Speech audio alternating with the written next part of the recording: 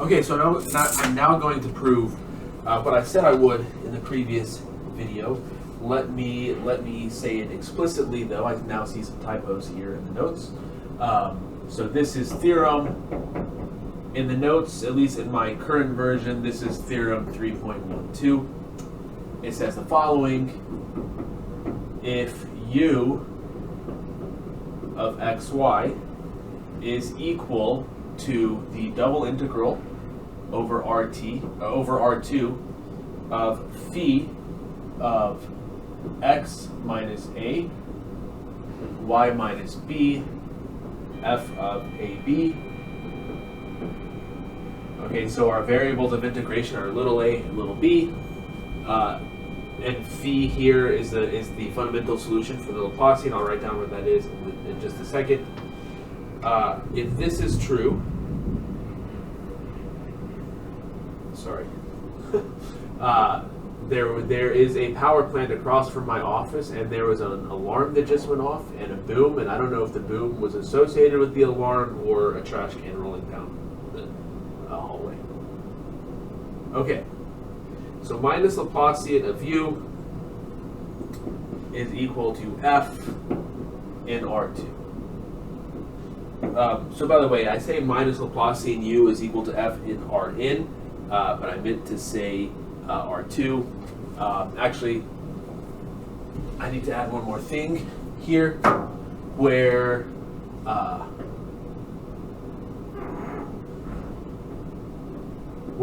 f is equal to 0 for x squared plus y squared greater than r squared. So this just means there's some circle, and outside of that, f is equal to 0. So we say f has compact support. So in other words, if we go like a mile away from the origin, f is equal to 0. Okay, then minus Laplacian of u is equal to f.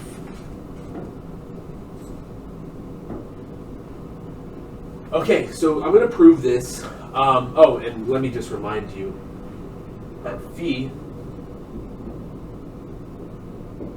of xy is equal to minus 1 over pi times log of x squared plus y squared. All right, now I'm going to prove this to you in 2 dimensions. The proof that I'm going to use just requires some basic polar coordinates, like a change to polar coordinates, some change of variable stuff, a couple of change of variables things, a change to polar coordinates, and then doing integration by parts along with some technical estimates. Okay, now there is, in my opinion, an easier way to prove this, but it uses more advanced ideas from calculus, that is like Stokes' theorem in higher dimensions, and so, or the divergence theorem and things like that in higher dimensions. And so this is what the exercise, or this is what the discussion question asks you to do. At least I think I put that as one of the discussion questions.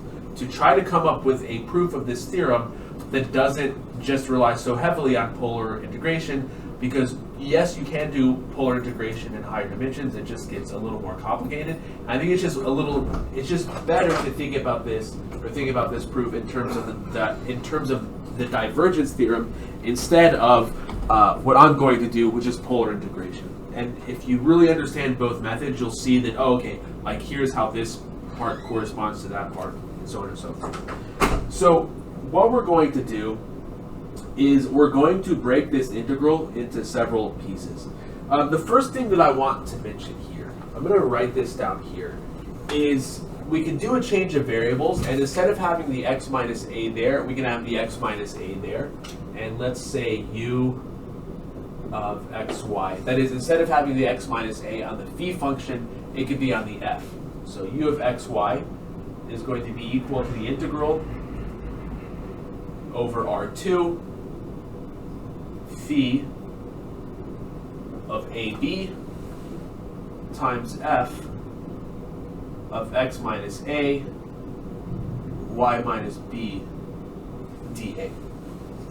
Okay, this is just like u substitution, just a translation of the integral.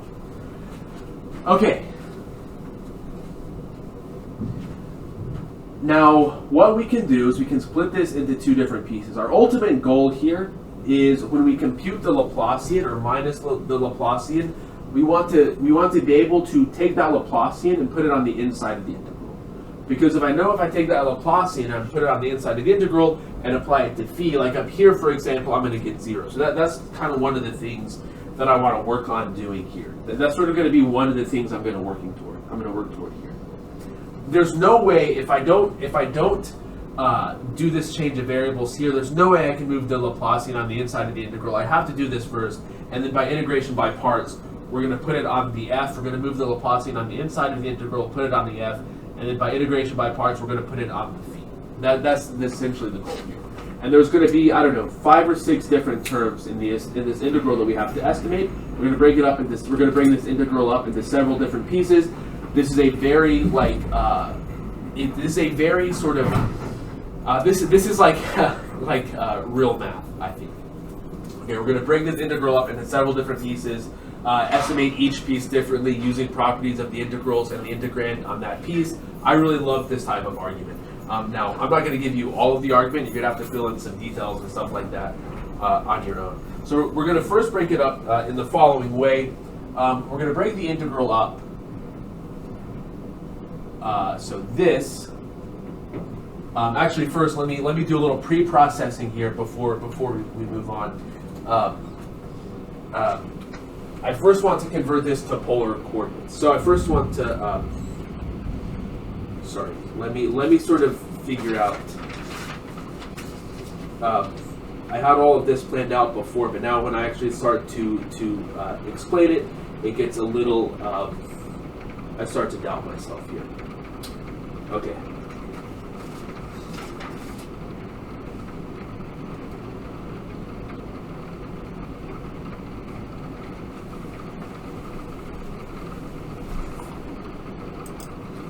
Okay, so because f is twice continuously differentiable and 0 on the outside of a ball or a disk of radius r here, what we can do is we can say that minus Laplacian of u, okay, since now the x variable, so the Laplacian is in terms of x and y, the integration is in terms of a and b. So because we know that f is a function of x and y, and we know that f has compact support and is bounded because it's differentiable, so therefore it's continuous, so therefore it's bounded. And not only that, its second derivative is continuous, so it's bounded, compact support. Again, I talked about Leibniz's rule. Look at Leibniz's rule. It says we're allowed to move the integration on the inside of the integral. Or sorry, the differentiation on the inside of the integral. So now this is going to be the integral over R2 times phi of AB, and I'm going to write out exactly what the differentiation is. So I'm going to use a minus sign there from that minus sign, and then I'm going to write this as the double x derivative. And I'm not going to write, well, maybe, I'm not going to write the argument, but it's x minus a, y minus b. You can see I'm running out of room here. Okay, so now we're going to do something that seems like it's really cool trick, but it seems like it should be illegal. So if I do the partial derivative of f with respect to x, if I look at, here's where we get some more strange notation. If I look at the derivative of f of x minus a, y minus b, what I'm going to get here is the derivative in the first component of f of x minus a, y minus b times minus 1. Okay, but again, the derivative in the first component of f is the same as the derivative in the x component of f if you write f of xy. So this is the double x derivative of x minus a, not the double x, the x derivative, times minus 1. In other words, if you compute this, wherever you see an x in the difference quotient, you're going to put x minus h. So it'll be x minus a minus h. When you do this, it means in the first component, it's going to be x minus a minus h in the difference quotient. So these are the same thing. Okay, so now if you do this again, you get that the double a derivative of f of x minus a y minus b. Well, if I look right up here, what am I going to get? Well, it's going to be the derivative of this. So the derivative again in the first component of f of x minus a, y minus b, sorry, the double derivative of this whole thing here, and then times the derivative of x minus a, which again is minus 1. Well, this is just the double x derivative of f. So the double a derivative of f and the double x derivative of f is equal to 0. And let me just point out, technically, I should be adding plus the derivative of f in the second component times the derivative of this with respect to a, but the derivative of that with respect to a is 0. So now what I'm going to do over here, I'm going to rewrite this xx and yy.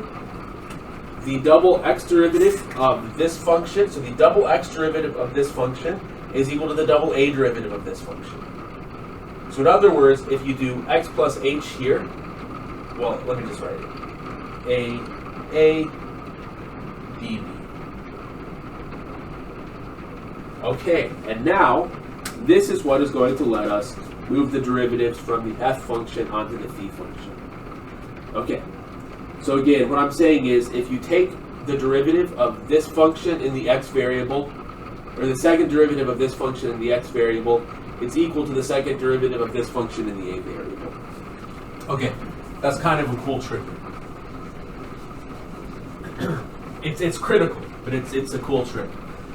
All right, so next what we're going to do, so that is a Laplacian computed in Cartesian coordinates. What we're going to do is we want to compute the Laplacian in polar coordinates. So that is a Laplacian computed in Cartesian coordinates. We want to have the Laplacian in polar coordinates. So now what we're going to do is we're going to introduce polar coordinates. So a is going to be equal to r cosine theta. B is going to be equal to r sine theta. Now this integral right here is going to be minus the integral. I think I want to have, I think it's best for me to have, I can't remember now if I want to have the thetas on the outside. Okay, theta, I'm just converting to polar coordinates, theta going from 0 to 2 pi. R, what I'm going to write for r, f is 0 outside of some big ball. So I'm going to write little r goes from 0 to positive infinity. Okay, but for a fixed x and y outside of this, this for f, if you just look at f of xy or f of ab in this case, if a squared plus b squared is greater than r squared, f is 0. But now we've translated our point to xy. So if x minus a squared plus x minus b squared is greater than r squared, it's going to be greater than, the f is going to be 0. So really there's some finite number here that's going to be 0, but it's just easier to put infinity instead of something like the square root of whatever. Okay, and we're going to have phi of r cosine theta r sine theta. Now what we have, our Laplacian, so I have the minus sign here. This is the Laplacian in the a b variables. I'm just going to write it for now as a Laplacian in the r theta variables times f of x minus r cosine theta y minus r sine theta, and then I have to do the r for the polar coordinate change of variables, dr d theta. Okay, so now this is the integral that I want to estimate. Okay, and if I remind you what phi is, this is now minus, okay, there's a phi, there's a minus 1 over 4 pi, so this turns out to be 1 over 4 pi times the integral theta going from 0 to 2 pi, little r going from 0 to infinity. And again, the infinity, there's actually some finite number where f is going to be equal to 0 outside of that range. Okay, if x minus r cosine theta squared plus y minus r sine squared theta, or y minus r sine theta squared is greater than r squared, is going to be 0. So that's the only values of r that we have to care about. And then we're going to, but since I don't want to explicitly write what that value of r is in terms of x and y, I'm just going to do it to infinity here. But keep that in mind, it's going to be important. And then we're going to have log Okay, so it's log of x squared plus y squared. Well, log of x squared plus y squared is just r squared. Okay, and then we're going to have the Laplacian, but it's the polar coordinate version of the Laplacian, f of x minus r cosine theta, y minus r sine theta, r dr d theta. This is one of the times, of many times, when I wish I could really have you guys in person to see which parts of this you're struggling with. Because I know when I think through something like this, I struggle a lot, and I struggle a lot when I first hear something like this. When I first learned a fact like this, there were various areas that I was confused by, and I don't know which areas you might be confused by. Okay, so in other words, what we have, this is the thing that we're going to be looking at. It's going to be 1 over 4 pi, and we're going to look at the integral theta equals 0 to 2 pi, r going from 0 to infinity. Then we've got log of r squared times the polar coordinate version of f. I think I have enough room to write everything out. X minus r cosine theta, y minus r sine theta, r dr d theta. And my claim, again, just to restate my claim, what I need to show is that this is equal to f of xy. This is what I WTS want to show. I'm not saying it's true. I mean, I'm saying it's true, but I'm saying that's the thing that I want to show. That's what I have to show. Okay, so how are we going to do this? Well, like I said, we're going to break this up into several pieces. So our function, the log of r squared function, this has a problem if we integrate near r is equal to 0. If you look at near r equals 0, hold on a second. Sorry, my computer went to sleep and I want to wake it up. I'm pretty sure if it sleeps too long, it just stops recording. So if you look at log of r squared, this function is a well-behaved function in some sense away from the origin. Well-behaved meaning its Laplacian is equal to 0. So we're going to split the integral up into two pieces. We're going to look at the part of this integral for r close to 0. Then we're going to look at the part of the integral for r away from 0. For r away from 0, that's where we're going to use the fact that the Laplacian of log of r squared in polar coordinates is equal to 0. Okay. I'm going to leave out a lot of this argument, though, so you're going to have to fill in a lot of it. And actually what I'm going to do, because the 4 pi gets annoying, instead of writing it like this, instead of proving this statement, I'm going to multiply both sides by 4 pi and prove this statement. So basically I'm going to do a succession of estimates on this, or more accurately, tell you a succession of estimates and have you fill in the details, and we're going to get 4 pi times f of x squared. Okay, so we're first going to split the integral, theta going from 0 to 2 pi, r going from 0 to infinity. We're going to split this into two integrals. One is going to have still theta going from 0 to 2 pi. Another one, we're going to look at r going from 0 to epsilon. And then the other one is going to be theta going from 0 to 2 pi. And of course, r equals epsilon to infinity. Okay, so the rest of it there. Now, our goal is going to be the following. Show that as epsilon goes to 0, this goes to 0. So we're going to show that as epsilon goes to 0, this integral goes to 0. And here we're going to show that as epsilon goes to 0, this integral goes to f of xy. So that's going to be how we do things. Okay, so if I look at this first integral, if I look at this integral here, I'm going to have the integral theta goes from 0 to 2 pi, r goes from 0 to epsilon. I'm going to have log of r squared, and then I'm going to have the Laplacian of f, and I'm just going to write it like that. And it's f of x minus r cosine theta, y minus r sine theta, dA. Sorry, not dA. R dr d theta. Okay.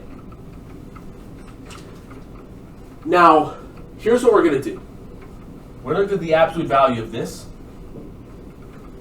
The absolute value on the outside is less than or equal to if you crash through and look at the absolute values on the inside.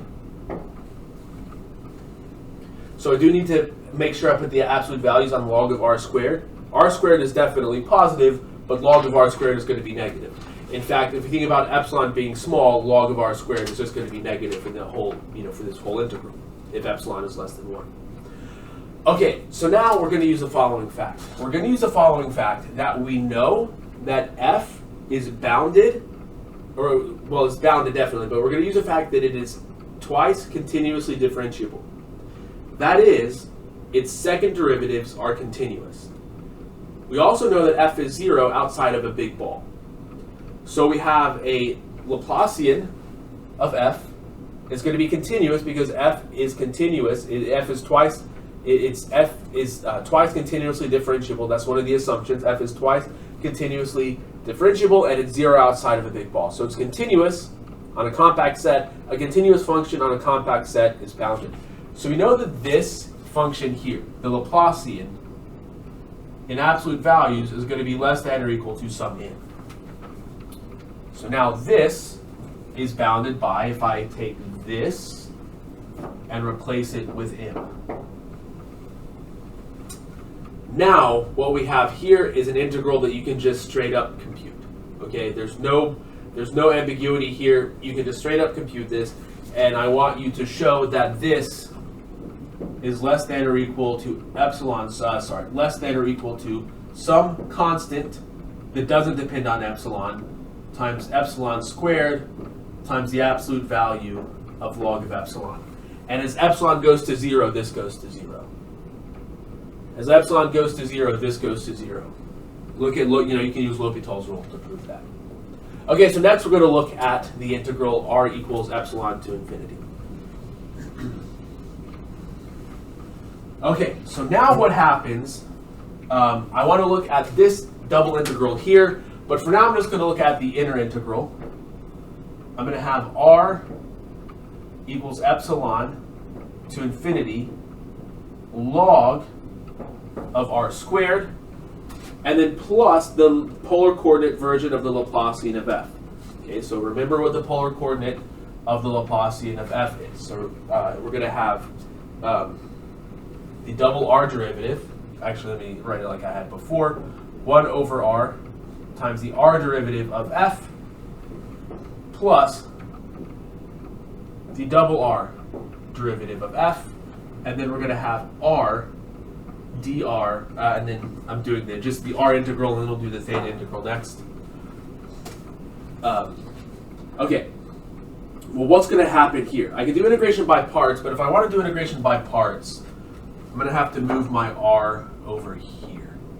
Okay, so let's just look at something like the integral r equals epsilon to positive infinity log of r squared times 1 over, times this r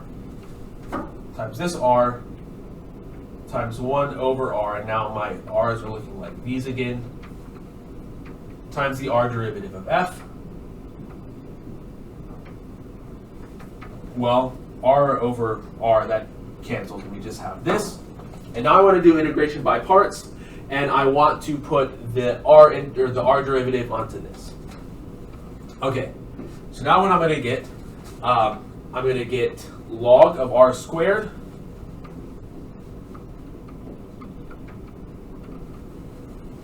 times f. And here we're going to go from r equals epsilon to infinity, and then minus the integral r equals epsilon to infinity. What am I going to get over here? Well, it's going to be the derivative of log of r squared. So the derivative of log of r squared, this is going to be 2 over r times f dr. And again, it's f of x minus r cosine theta, y minus r sine theta. There's just not enough room to write all of the arguments there. Okay, now notice what's going to happen here. F is 0 outside of some big ball. So really, I need to put some number here, like the limit m as m goes to infinity or something like that. But I'm going to use shorthand and put infinity here. Now, if I look at my function here, if r is equal to infinity, that means x minus r cosine theta squared plus y minus r sine squared theta, that's going to be past whatever point at which f starts being 0. So in other words, if I put in r equals infinity to f, or more accurately or correctly mathematical, if I fix, say, theta and xy, and I take the limit of this as r goes to infinity, it's going to be equal to 0 for all theta and for all x and y. So the boundary term corresponding to infinity is 0, and what we're left with is log,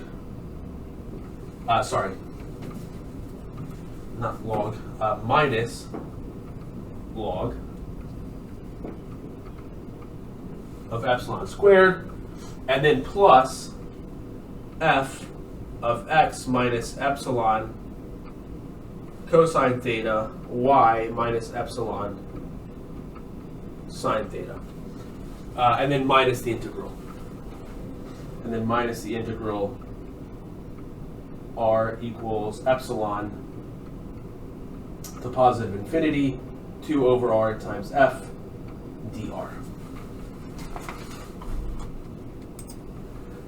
So by the way, I'm not doing this, but one thing that a lot of people will do, at this point, instead of writing like x minus epsilon theta, they'll write f of r theta or something like that, instead of having the arguments there. I think that gets confusing, so I'm going to keep the notation like this. Okay, so now let me sort of record what we have. If I look at the portion corresponding to 1 over r times the r derivative of f, let me just write out what this is. I'm going to get the integral theta equals 0 to 2 pi times this right here. Actually, let me... okay, so I'm going to erase up here and just record what I have like this. Okay, so if I look at... theta going from 0 to 2 pi, little r going from epsilon positive infinity. It breaks up into these two different terms. This is the first term. We're going to have theta going from 0 to 2 pi. Okay, so what's going to happen? I'm going to have minus log of epsilon squared times, not plus, times f of x minus epsilon cosine theta, y minus epsilon sine theta, and then minus the integral r going from epsilon to infinity, 2 over r times f dr, like this. Okay.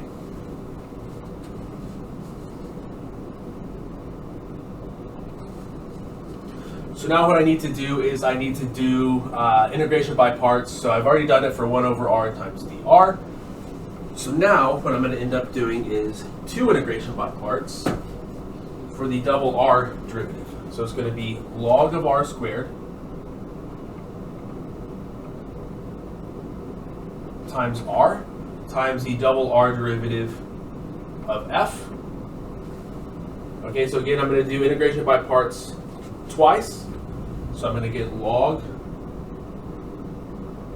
of r squared times r times the double derivative, the double r derivative, I keep writing an f instead of r, just the single r derivative because I'm doing the boundary terms for integration by parts. This is going to be r going from epsilon to infinity, and then minus, I'm going to have the integral r going from epsilon to infinity. It's going to be the derivative of log of r squared times r. So I'm going to have to do the chain rule, or sorry, the product rule on this. So what am I going to get when I do the derivative? Log of r squared, the derivative of log of r squared. Well, I could write this, if I want, I can bring the 2 out here. Okay, so log of r is 1 over r. 1 over r times r is 1, so it's going to be 2. Okay, and then plus the derivative of r is 1, so plus 2 log r.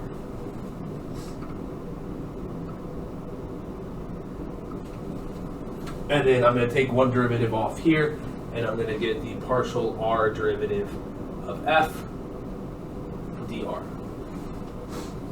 Okay, now over here, what's going to happen? Well, again, for similar reasons as before, the infinity term is going to be equal to 0, and this is going to be equal to minus log of r squared times epsilon times the partial derivative, the partial r derivative of f, evaluated at r, x minus r cosine theta y, x minus epsilon cosine theta y minus epsilon sine theta, and then minus the integral part here, and then minus the integral. Okay. So I'm basically just going to copy and paste this and put it up here. Actually, put it over here. Okay, because that's now the integral that I want to deal with. All right. So the thing that I now need to compute, well, I'm going to have this piece up here. So it's going to be, remember there's still a theta integral. So it's going to be now plus this minus log, that should say epsilon squared epsilon times the r derivative of f, and I'm not going to write the argument there because it's just too much to write, and then minus this integral right here. Okay, so I now need to compute what that integral is. So I look at the integral r equals epsilon to infinity 2 plus 2 log r times the r derivative of f dr. So now that's now the integral that I need to compute. Okay. Well, I'm going to do integration by parts again. I'm going to move the derivative from here to there. And when I do that, I'm going to have 2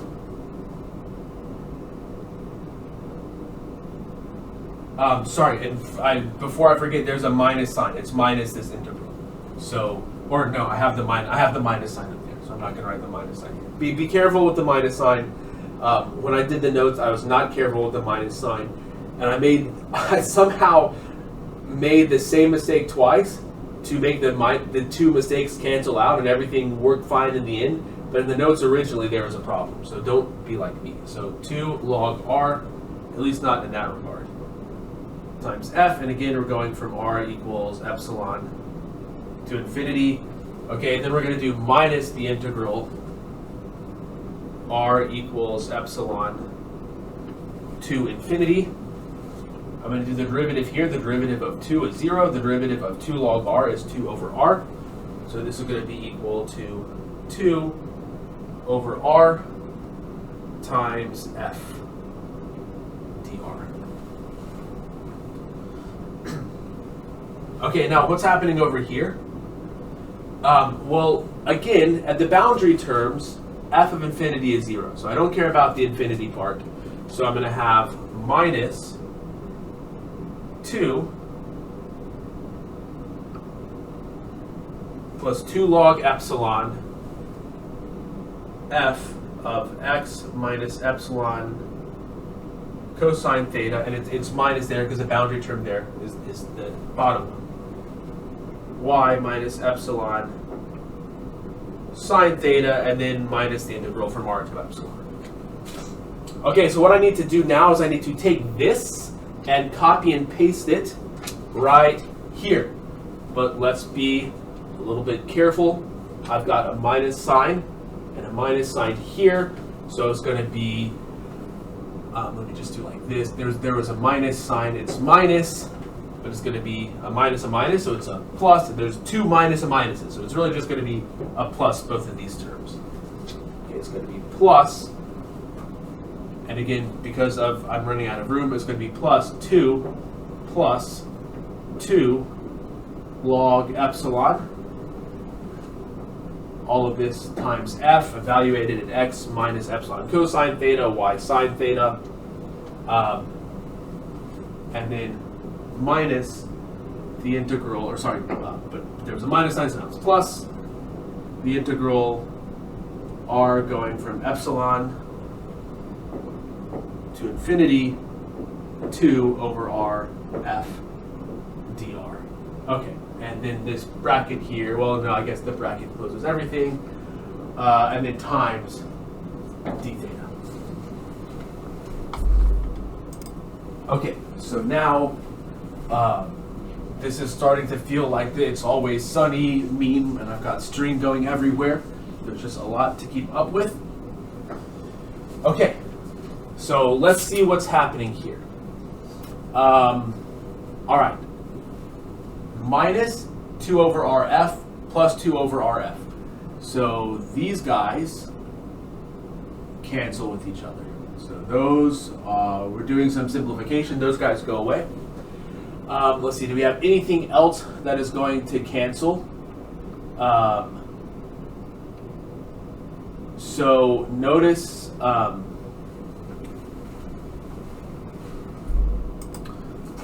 notice that this 2 here can come up and be minus log epsilon squared there. And so now what we have a minus log epsilon squared times f. We have a log epsilon squared times f. So this guy is going to cancel like with this guy. Of course, we still have the 2f. And I think that's all the cancellations that are going to happen here. And so what we end up with then is the integral theta equals 0 to 2 pi times minus log epsilon squared times the r derivative of f, and then plus 2 times f. And let me be explicit here. This is x minus epsilon cosine theta y minus epsilon sine theta, and this is d theta. Okay, well, sorry, there's an epsilon here that is very important. I left out the epsilon here. Okay, so I want you on your own to think about why this goes to 0 as epsilon go to 0. Well, again, I'll just give you the hint. The partial derivative of f with respect to r is bounded. It's less than or equal to some m. Now you want to show this goes to 0 as epsilon goes to 0. Okay, and then what we're left with, after we take the limit as epsilon go to 0, well, sorry, this goes to 0 as epsilon goes to 0. And if we have the integral theta equals 0 to 2 pi, we have 2f times x minus epsilon cosine theta y minus epsilon sine theta d theta, and we want to take the limit of this as epsilon goes to 0. Well, again, since f is bounded and continuous, I can interchange the limit. And when I interchange the limit, I'm going to get the integral theta goes from 0 to 2 pi to f of xy d theta. This is now a constant as far as theta is concerned, so it's going to be 2 times 2 pi times f of xy, which is 4 pi times f of xy. Okay, so that's it. That is the proof of this estimate. Obviously, there are steps that I left out, so try to understand it. Just because this is kind of a very classical thing, is a very classical way to reason through these estimates like that. But again, our goal was to somehow put the derivative onto the log. We wanted to put the Laplacian onto log of r squared because that's where the Laplacian is equal to 0. We have to go through all of this step here, all of these steps here to be able to work out the mathematics correctly. Okay, that's it for this video. Thank you for your attention. That was a very long one.